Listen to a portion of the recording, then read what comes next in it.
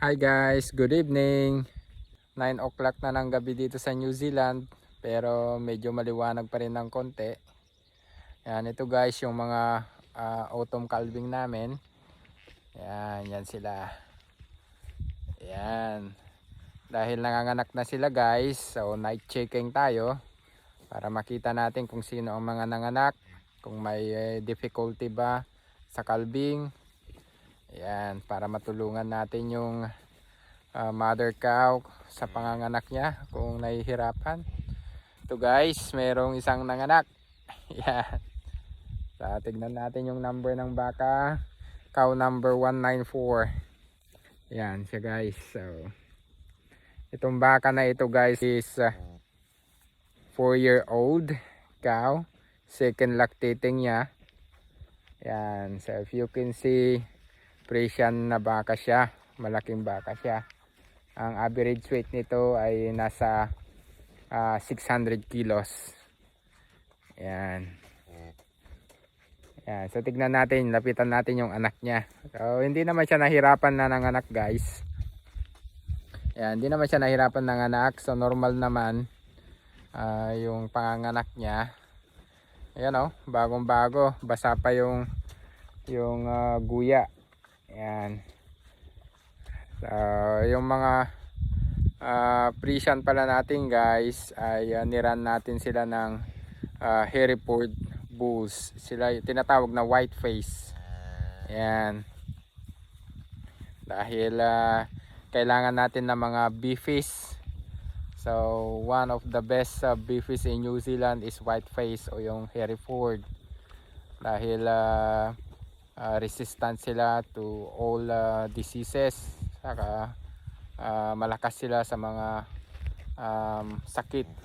Yan. So matitibay itong mga beefies na ito, mga white face ang tawag, Hereford. Yan. So tingnan natin guys. So kapag white face na ganyan guys, ang gusto natin lalaki. Yan, tingnan natin yung gender niya, kung lalaki ba siya o babae. Okay. Yan, lapitan natin siya guys. Yan. So ito siya guys. Yan, white face. Kaya namin siya tinawag na white face dahil puti talaga yung ulo niya. Yan, yan ang pure Hereford guys. Yan, puti yung ulo. Tapos yung paa niya may puti-puti. Tapos yung buntot niya may puti rin sa dulo. Yan. So tingnan natin siya kung lalaki or babae. Yan, tingnan natin. Taran! Ay! Babae siya. Babae. Babae. Dito natin tingnan. Yan. Yan guys. Wala siyang itlog. Babae siya. Okay, so at least may Hereford na tayo. Yan, may pang beefies na tayo. So alagaan natin ito ng 16 to 18 months to 2-year-old. Tapos ibenta na natin siya sa works. Yan, para i-consume natin siya as a beef. Yan, good quality beef ito guys. Hereford. Yan yung mother niya. Halika na, lapitan mo na yung anak mo. Nice. Tignan naman natin yung quality ng udder ng kanyang nanay guys. Yan. Yun. Ang ganda. Ganda ng suso niya guys. Oh. Bata pa siya. Second lactating pa lang niya. So 4-year-old.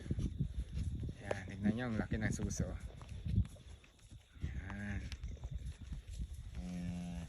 Yan, so yan yung Friesian guys. Ito naman yung tinatawag natin Jersey, yung mga brown.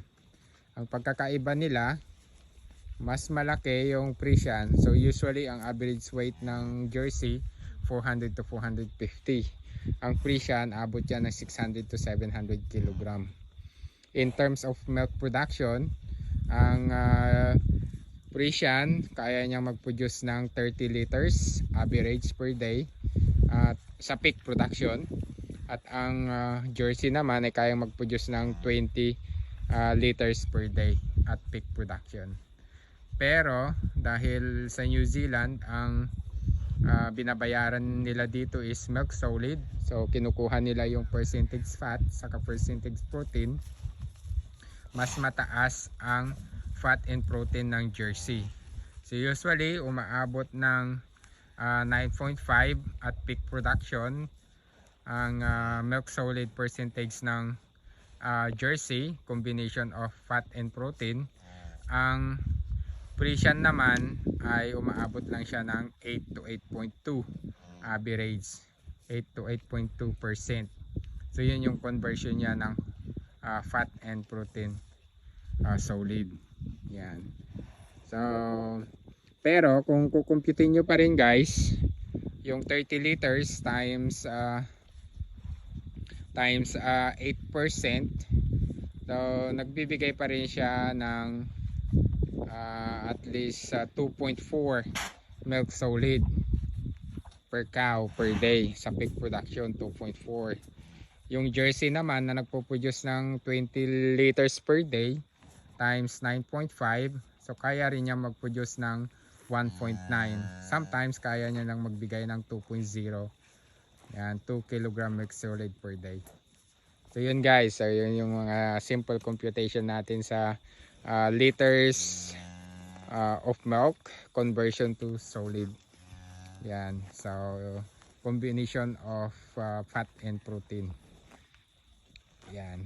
Pero usually kapag fat ang titignan natin, mataas ang fat content ng Jersey. Umaabot ito ng 5.5% ang fat niya. So yung protein niya 4%.